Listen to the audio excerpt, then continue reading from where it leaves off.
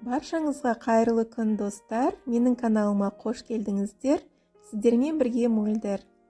Бүгін өте дәмді молочная девочка тортын жасаймыз.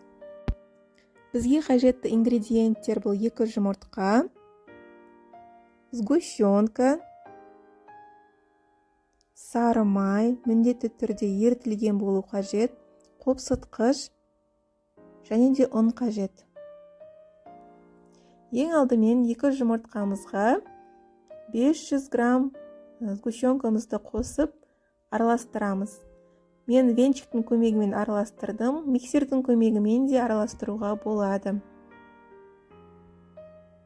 Ұнымызға қопсытқышты салып, міндетті түрде електен өткізуіміз керек.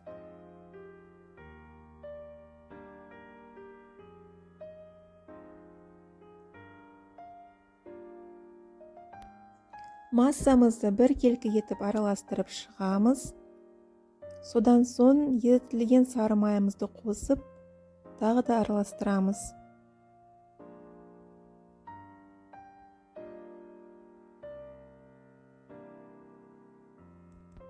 Біздің массамыз дайын.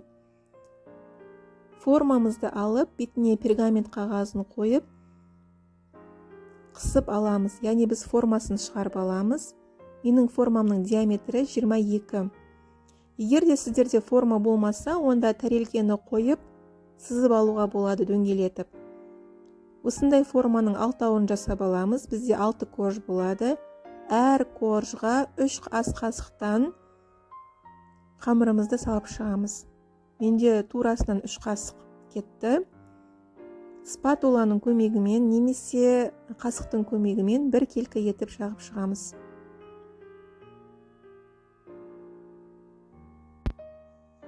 Корждарымызды қызып тұрған пеште 4-6 минут пісіріп аламыз. Бұл корждар өте тез піседі, сондықтан қарап отырыңыздар, күйіп кетпесін. Тәрелкенің көмегімен шеттерін дөңгелетіп кесіп, формасын келтіріп аламыз.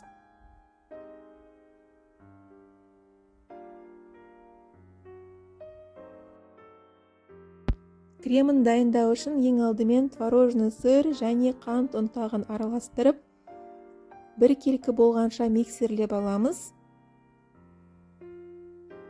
Содан соң үстіне клейгейді қосып, тағы да миксерлейміз, қоюланғанша.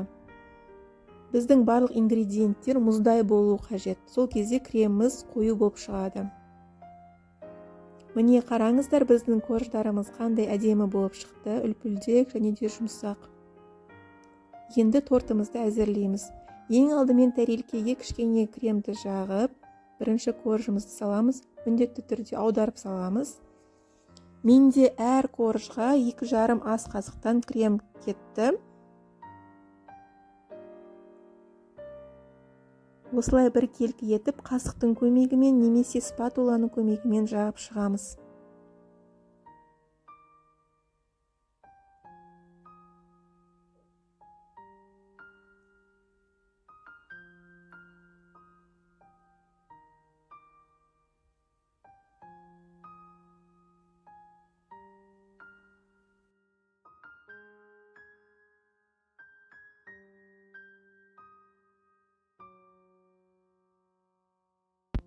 Вафельная крошка жасау үшін бізге бөлме температурасындағы сары май, қант ұнтағы, жұмыртқаның ақуызы және де ұн қажет.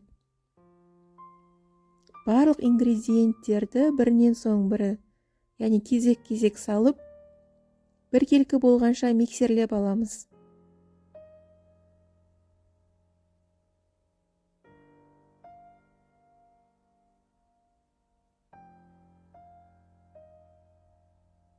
Міне біздің массамыз дайын.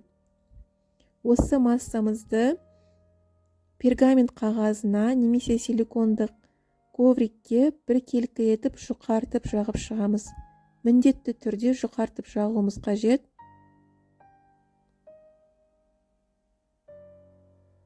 Шпательдің көмегімен жақсаңыздар да болады. Міне көріп тұрғандарыңыздай өте жұқа болу керек. Қызып тұрған пеште 8 минуттай пісіріп аламыз.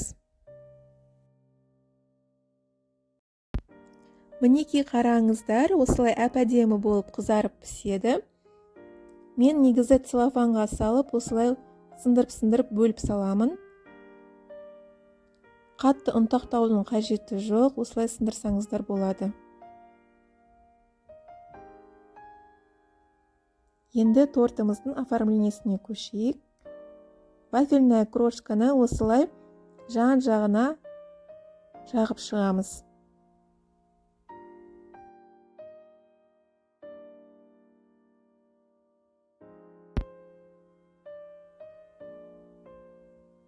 Торттан қалған кремімізді кондитерлік қапшыққа салып, осылай әсемдеп шығамыз.